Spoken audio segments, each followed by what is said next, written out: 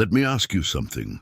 When you sit quietly in your favorite chair, maybe with the sun peeking through the window, do you ever wonder, did I do enough to make these years truly mine?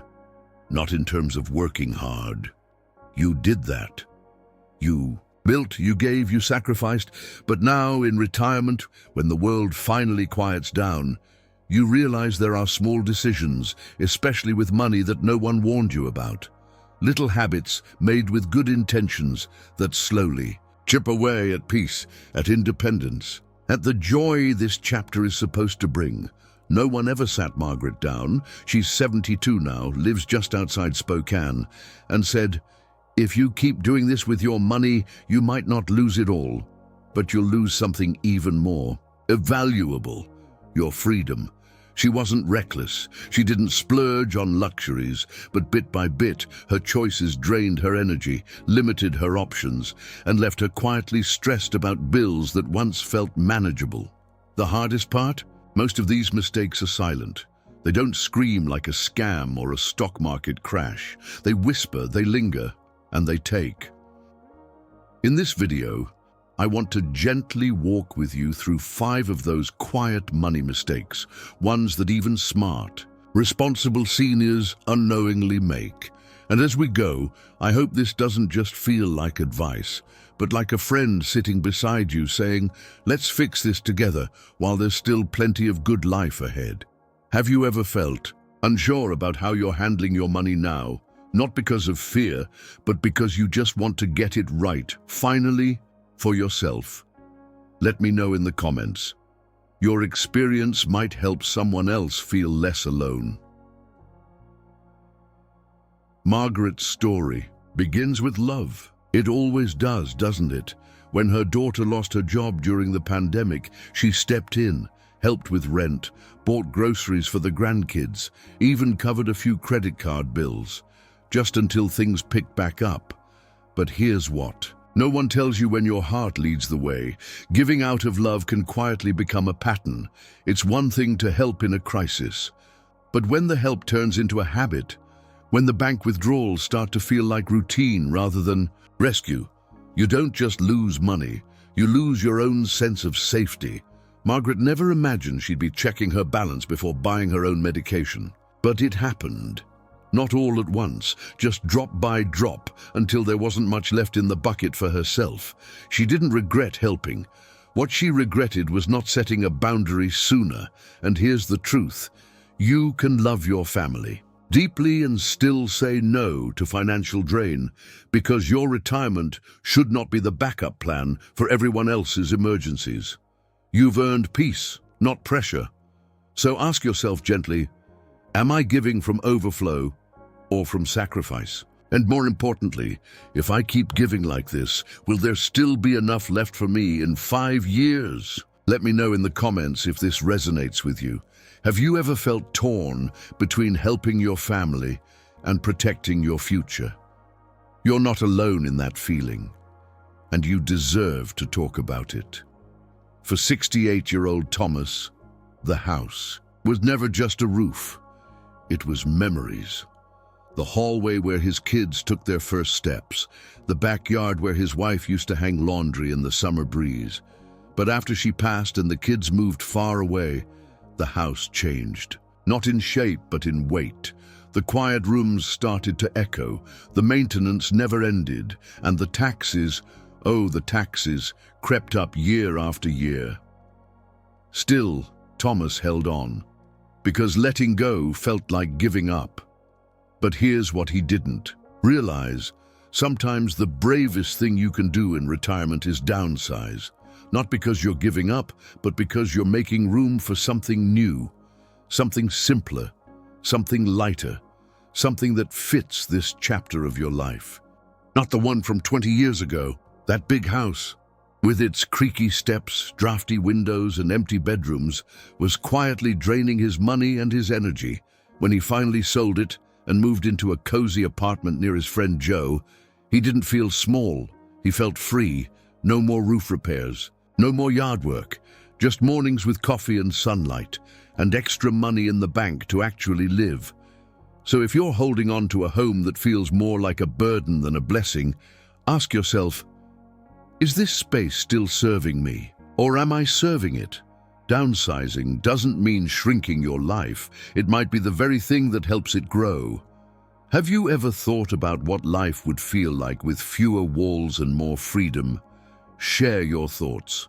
Your story might give courage to someone else. Ruth, 74, thought she had it all covered. She had Medicare, a small pension, and just enough savings to feel okay. But then came the unexpected, a fall in the kitchen, a hip replacement, and months of physical therapy that weren't fully covered. What followed wasn't just pain. It was bills, big ones, and they kept coming. No one sat Ruth down and gently said, even with good insurance, the out-of-pocket costs can sneak up on you, and if you're not prepared, they'll slowly eat away at everything else. Here's the truth. So few people want to talk about health costs in retirement aren't just a medical issue. They're a financial one, from prescription copays to dental work to those surprise procedures that somehow always seem to arrive when you're least ready. It adds up fast. Many seniors make the mistake of budgeting for everyday life, but forgetting to plan for the days that interrupt it. But you don't have to be afraid. You just have to be prepared. And that starts with being honest with yourself. Ask, do I have a little extra set aside for health emergencies? Do I fully understand what my insurance won't cover? And if the answer is no, that's okay. This isn't about guilt. It's about now. It's about saying, from this moment forward, I can take steps to protect myself. Have you ever faced a surprise medical bill that shook your budget? Leave a comment. Your experience might just help someone breathe easier tonight. When Leonard retired at 67, he felt proud. No debt, a modest savings account, and the kind of careful habits that had carried him through life. But 3 years into retirement, something strange happened. His money wasn't growing. It was quietly shrinking, not because he spent wildly, not because of any scam or market crash, but because inflation moved faster than the interest on his savings. He had over $40,000 just sitting in a regular bank account, earning barely enough interest to buy a cup of coffee a month. Meanwhile, groceries, gas, and even his electric bill climbed higher. No one told Leonard that sometimes being too cautious with your money can quietly cost you. Keeping a small emergency cushion in a low-interest account is wise, but keeping everything there? That's like hiding your seeds and never planting them. They stay safe, yes, but they never grow. Some seniors are afraid of investing, and that's understandable, but there are gentle, low-risk options, like high-yield savings accounts, CDs, or conservative retirement funds that protect your money and help it breathe. You don't need to become a financial expert. You just need to ask, is my money sitting or is it working for me? Even small adjustments now can help your savings stretch further, and that can mean more peace, more choices, and less fear when prices go up again, as they always do. Have you ever wondered if your money could be doing more for you, quietly in the background without risk? Let's talk about it in the comments. There's no shame in asking, only strength. Eleanor is 76 now. She's healthy. She lives alone in a tidy little house with lace curtains and a garden she tends every morning. But there's something she still hasn't done, something she always dreamed of, a trip to the mountains. She and her late husband used to talk about it. Next year, they'd say, maybe when the car is paid off, or when the grandkids are older, or when we've saved just a little more. But next year never came, and now she's saved the money. But she wonders if it's too late. Too often, seniors make this final mistake. They delay spending on joy because they're afraid of running out. And while that fear is real, so is the regret that builds when life becomes only about surviving, not living. You didn't work your whole life just to stare at numbers in a bank account. You worked to build a future, a life, and that life deserves lightness, laughter, moments that feel like yours. not just your families. That doesn't mean being reckless, it means being intentional about joy. Choosing every once in a while to say, "I've earned this." Moment, "I'm not waiting anymore." Eleanor finally did it. She booked the trip. A train ride through the Smoky Mountains, window seat, camera in hand and tears in her eyes.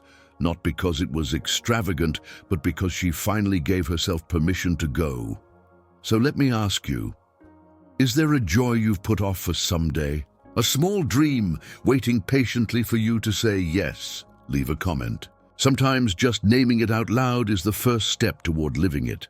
If there's one quiet truth I hope you carry from this video, it's this: your peace is worth protecting, not just from danger or disease, but from invisible drains, quiet habits and loving choices that slowly take more than they give. You are not selfish for setting boundaries. You are not foolish for rethinking your home.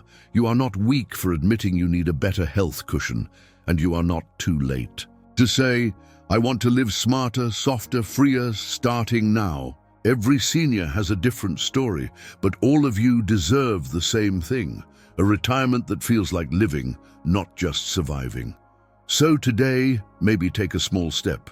Review your accounts. Have that honest talk with your family. Or finally, say yes to that little dream that's been quietly waiting on the shelf. And when you do, come back and tell us in the comments. What money lesson hit home for you? What's one small change you're ready to make? Not for fear, but for freedom. Your story could be the very thing another person needs to read today. Because here's the beautiful part: it's never too late to rewrite your financial story, not with shame, but with wisdom, with courage, and with the quiet confidence of someone who's lived long enough to know you get to choose what comes next. If this video helped you see things a little clearer, please give it a like, subscribe to Elder Support, and share it with someone who needs this gentle reminder too. Because the best years aren't behind you.